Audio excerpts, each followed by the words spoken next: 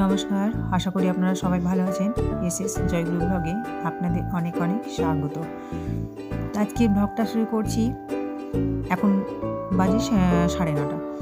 তো সকালবেলায় আমি ঘুম থেকে উঠে ঝাড় দিয়ে ঘর মুছে স্নান করেছিলাম। তারপরে সকালবেলায় টিফিনটা হয়েছিল। সকালে টিফিন হয়েছিল সাদা আলুর তরকারি ঝাল ঝাল করে আর রুটি। তো স্নান টান করে এসে চা করেছিলাম। আমার বর সাদা আলুর তরকারি আর রুটি টিফিন নিয়ে গেল ডিউটি। তারপরে আমরা চা খেয়ে বেশ কিছুক্ষণ পরে আমি রান্না বসেছি। ঘরের মধ্যে কেউ ছিল না। সৌভিক মিঠি তো টিউশন গিয়েছে। এরই মধ্যে মিঠি চলে এসেছে টিউশন থেকে পড়ে। তো 7টায় গিয়েছিল, এখন 9:30 বাজে এসছে।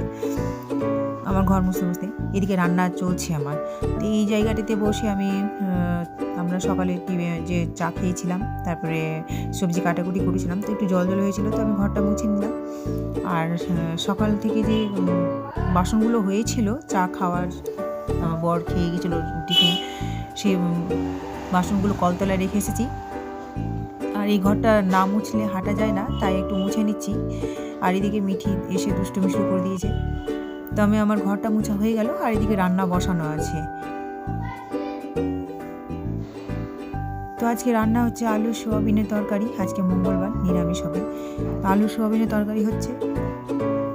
তরকারিটা হয়ে এসেছে। তো নামানোর আগে আমি আবার ঘি দিয়ে দিলাম। এই ঘি আমি বাড়িতেই তৈরি করেছিলাম, আপনাদের তো দেখিয়েছি এর আগের ব্লগে। তো নামানোর আগে ঘি আর একটু হালকা চিনি দিয়ে নেড়ে চেড়ে নামিয়ে দেবো। তো ঘি আমি দিয়ে দিলাম, এবার একটু চিনি দেব। ঘিয়ের বেশ কি সুন্দর গন্ধ মনে করছে। বাড়ির ঘিয়ের স্বাদ বোধহয় এইরকমই হয়, অরিজিনাল ঘি তো। আমার সবজিটা হয়ে এসেছে, আর ওইদিকে ভাতও হয়ে গেছে, আর ডাল সিদ্ধ করা আছে, বেগুন ভেজে রেখেছি। তো আমার সবজি হয়ে গেল, এবার আমি নামিয়ে নেব। তারপরে পাশে ডাল সিদ্ধ করে পাশের উনানে ডাল সিদ্ধ করেছিলাম। তো ডালের জল অনেক ছিটিয়ে পড়েছে, তো শুকিয়ে লেগে আছে। আর এখন শুকিয়ে গেলে মানে হাওয়াতে তাড়াতাড়ি শুকিয়ে যায়। তো আমি জল দিয়ে ভিজে রাখছি গ্যাস মোছার সময়, তাহলে পরিষ্কারভাবে উঠে যাবে। আর জল দিয়ে যদি না ভিজে রাখি তাহলে শুকনো হয়ে লেগে থাকবে, ওঠাতে খুব কষ্ট হবে। তো আমি এইরকমই করি। তো আমি সাইডগুলো জল দিয়ে ভিজে নিলাম। আর তারপরেই আমি সবজি নামিয়ে ডালটা উনানে বসিয়ে ডাল ছুঁকে আমি যে সকালের বাসনগুলো ছিল সেগুলো আমি ধুয়ে নিয়ে চলে আসলাম ঘরের মধ্যে।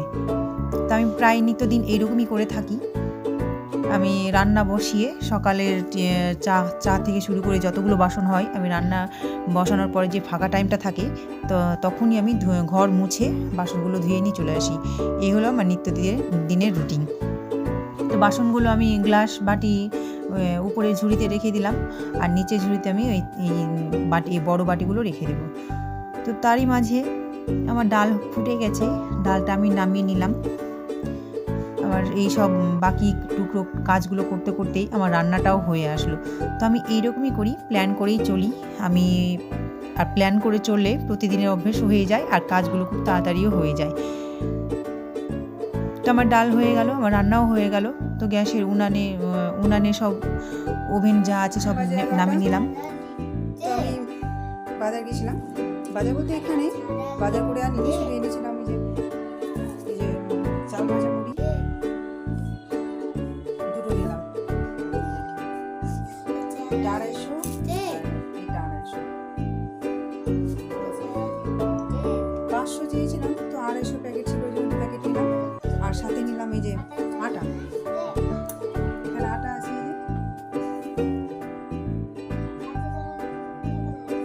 তো আটা এখন এনে রাখলাম, কারণ আমি একটু যাবো আসি ফর্ম ফিল আপ করতে। তো আসতে আমার যদি দেরি হয়ে যায় তো দোকান বন্ধ হয়ে যাবে, তো পাবো না। ওই জন্য এখন নিয়ে এসে রেখে দিলাম।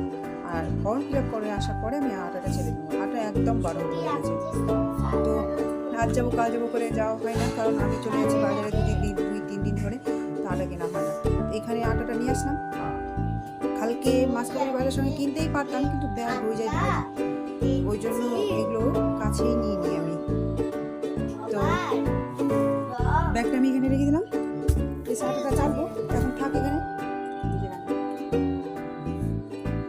মিঠে এখন পড়তে বসেছে, এই যে টিউশন থেকে এসে স্নান করলো, স্নান করে এসে দুধ মুড়ি খেলো, এখন পড়তে বসেছে। ইংরেজি হয়ে গেছে বলো। তো আমি এখন যাই ফর্ম ফিল আপ করে আসি, তো পাশে থাকুন, আবার আসছি পরে। তো আমি ফর্ম ফিল আপ করতে পারলাম না, কারণ আমার ফর্ম ফিল আপ হলো না। আমার এজ হয়ে গেছে, বয়স অনুযায়ী একটু বেশি হয়নি। করলে ফর্ম ফিল আপটা করলে হতেই পারতো, কিন্তু অনলাইনে নিল না। যাই হোক, মনটা খুবই খারাপ হয়ে আছে যে একটা কাজ আগে থেকে ভেবে রাখলে সেটা যদি না হয় তাহলে মনটা খুবই খারাপ হয়। তো আজকে ফর্ম ফিল আপ যখন হলো না, তখন বাজারেও কিছু করতে পারছি, ইচ্ছে করছিল না। তবু মিঠির জন্য একটা জ্যাকেট নিলাম। কোনো কিছু ভালো লাগছে না, এসে যে আটা চালছি, এসে ড্রেস চেঞ্জ করে আটা চালতে বসেছি হাত পা ধুয়ে, কিন্তু সেটাও ভালো লাগছে না। তো ওই যে আগে থেকে উৎসাহটা ছিল যে আমি ফর্ম ফিল আপ করবো, আর হঠাৎ সেখানে গিয়ে হলো না, মনটা খুবই খারাপ হয়েছে। যাই হোক, আমার যখন ভাগ্যে নেই, ভগবানের বুঝি এটাই ইচ্ছে, ভগবান চায় না আমি ভালো থাকি, তাই আমার ভাগ্যে কোনো কিছুই জোটে না বলতে কোনো কিছুই জোটে না। আমার নিয়তিতে ভগবান এটাই লিখেছে যে আমি যাই করি না কেন, আমার কোনো কাজই সাকসেসফুল হয় না, আমি প্রত্যেকটাতে ব্যর্থ হই। তো যাই হোক, আমার আটা চালা হয়ে গেছে, তারপরে ঘর মুছে নিয়েছি আমি, ঘর ঝাড় দিয়ে আটা চালা যে চারিদিকে আটাগুলো পড়েছিল সেগুলো তুলে নিলাম। তারপরে জল খাওয়ার জন্য গ্লাসে জল দিলাম, খেতে দিয়েছি ওদেরকে, ভাত বেড়ে নিচ্ছি, ভাত বেড়ে দিয়েও দিয়েছি। তো আজকে হচ্ছে আলু সোয়াবিনের তরকারি, মটরের ডাল, আলু ভাজা আর বেগুন ভাজা। আমার ঘরে মটর ডালটা প্রায় দিনই হয়, কারণ মটর ডালটা আমার বর বেশি ভালোবাসে, তার উপরেই নির্ভর করে চলতে হয়, তাই তার ইচ্ছের দামটা দিই, কিন্তু আমি আমার ইচ্ছের দাম পাই না। তুই যে বললাম, নিয়তিতে লিখে রেখেছে ভগবান আমার জন্মের আগে থেকেই যে এটা হবে, সেটাই হয়, কিন্তু আমি চাতক পাখির মতো আশা করে থাকি, এই বুঝি আমার মনের আশা পূর্ণ হবে। যাই হোক, খাওয়া দাওয়া সারলাম, এখন খেয়ে দিয়ে বাসন টাসন ধুয়ে আসলাম, আর তারপরে ছাদে গেছিলাম কাপড় তুলতে, এখন তো তাতে শুকিয়ে যায়। আর ফুলের মধ্যে যে ফুলগুলো শুকিয়েছিলাম সেগুলো একটা গামলায় ঢেলে নিলাম। আজকে করতে পারবো না, কালকে দেখি, কালকে যদি আচারটা করিতে করে নেব। এই যে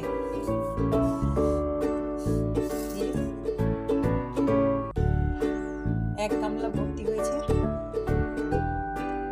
এটা দিয়ে ঢাকা দিয়ে দেবো, ঢেকে রেখে দেবো, কালকে আচারটি করবো আমি। আচার করার রেসিপিটা আপনাদের সামনে শেয়ার করবো, আপনারা দেখবেন। আর আমার ব্লগটা যদি আজকে বা প্রত্যেকদিনই বলি, যদি ভালো লাগে সাবস্ক্রাইব করে দেবেন আর কমেন্ট করে জানাবেন। তো পাশে থাকুন, আবার আসছি। আমি বাজার থেকে আসার পরে কি করছি না আমি নিজেই বুঝতে পারছি না, মানে অনেক দিন ধরে আশা করেছিলাম, হয়তো সেই জন্য আমার যে আশাটা পূর্ণ হলো না, সেই জন্যই হয়তো এটা হচ্ছে। তো যাই হোক, আমি কুলো থেকে কুলগুলো একটা গামলাই করেছিলাম, আর কুলোটা জল দিয়ে ভিজে রেখেছিলাম, কারণ কুলগুলো লবণ হলুদ মাখিয়ে রোদে দিয়েছিলাম। তো কুলের যে পাল্পগুলো লেগেছিল কুলোর গায়ে, সেগুলো শুকিয়ে গিয়েছিলো। তো জল দিয়ে ভিজিয়ে রেখেছিলাম অনেকক্ষণ ধরে, তাহলে হয়তো বাসন মাজার ছোবা দিয়ে ডলে দিলেই সব পরিষ্কারভাবে উঠে যাবে, সেই জন্য জল দিয়ে ভিজে রেখেছিলাম। আর এখন জল এসেছে, সেটা এই কুলোটাকে আমি স্কচ ব্রাইট দিয়ে ভালো করে ধুয়ে নিচ্ছি। ধুয়ে আমি জল ঝরাতে সাইডে দিয়ে দিলাম, শুকিয়ে গেছে, শুকানোর জন্য। আর তারপরে এই ঢপটা আমি ধুচ্ছি, কারণ এই ঢপে আর্সেনিকমুক্ত জল নিয়ে আসে, রান্না করা হয়, খাওয়া হয়। তো জল শেষ হলেই প্রত্যেকবার আমি তাই করি, যখনই জল শেষ হয় তখনই আমি ভালো করে ধুয়ে রেখে দিই। আবার যখন জল ভরি তখনও আবার ধুই, তবুও খারাপ লাগে না ধুলে। সেই জন্য আমি প্রত্যেকটা জিনিসই, জল বাড়ন্ত হোক, যাই হোক, যে কোনো জিনিসই বাড়ন্ত হলেই আমি ভালো করে পরিষ্কার করে ধুয়ে নিই, না তো নিজেরই খারাপ লাগে একটা। তো আমি এই জারটা ভালো করে জল দিয়ে ঝাঁকিয়ে ঝাঁকিয়ে ধুয়ে নিলাম, তাহলে হয়তো জলের গন্ধটা থাকবে না। আর তারপরে এই লাল ঢপটাতে আমি জল ভরে রাখবো, সেই জন্য সেটাও ধুয়ে নিচ্ছি ভালো করে। ধুয়ে জল ভরে রেখে দেবো।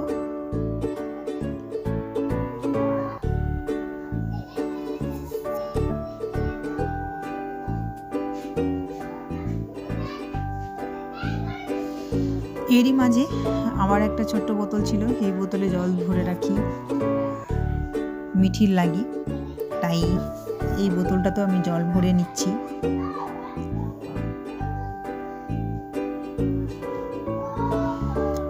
আড়াইটায় জল আসে, এখন আড়াইটায় আসে, শীত পড়লে আড়াইটায় আসে, আর যখন একটু দিন বড় হয় গরম পড়ে তখন 3টেই জল আসে।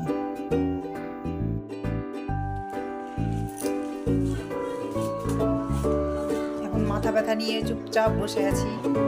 এদিকে মিঠি হেডফোন নিয়ে আর জিনিসপত্র নিয়ে ছোটাছুটি ঘোরাঘুরি করছে। বিছানাতে কিছুই ফেলে রাখতে দেয় না।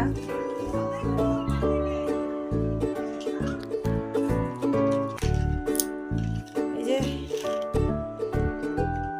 হেডফোনটা বাক্সের মধ্যে ঠিকঠাকভাবে ভরছে। এইভাবে যদি আমার হাতে হাতে সংসারে কাজগুলো করে দেয় তো আমি একটু আরাম পাই। ফালতু কাজগুলো বেশ ভালোই করতে পারে। এটা ফালতু একটা মেয়ে, ফালতু কাজ, ফালতু মেয়ে ফালতু কাজই করে না, কি বল?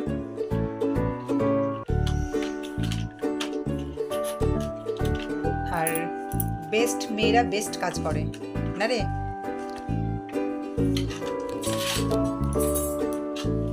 তো এই ব্লগটা এখানে শেষ করছি।